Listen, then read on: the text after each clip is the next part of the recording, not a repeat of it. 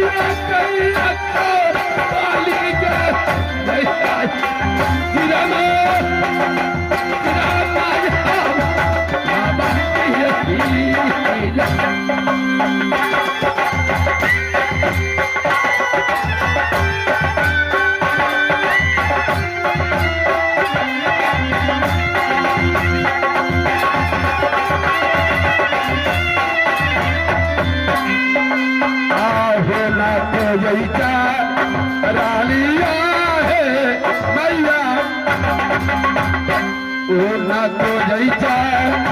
रानिया है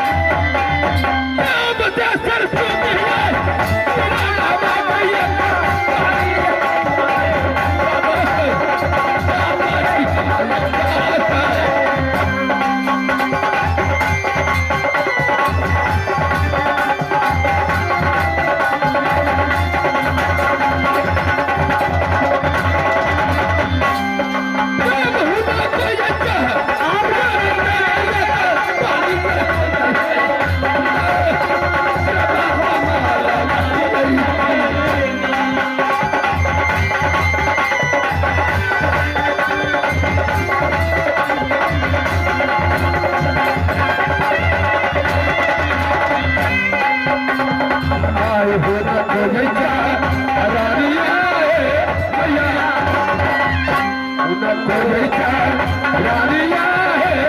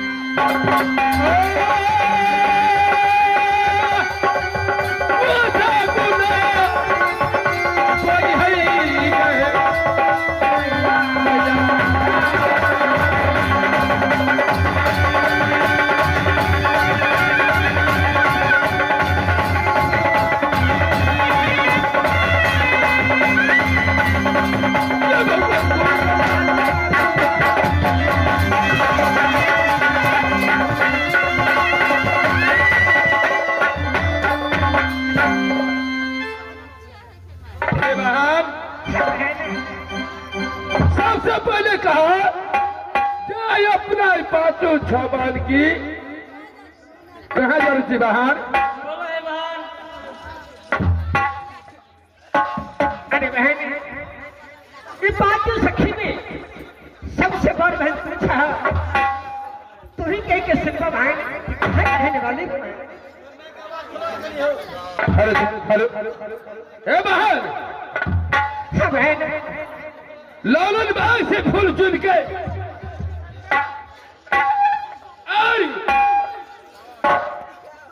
शिव बाबा के मंदिर में चला पूजा करेला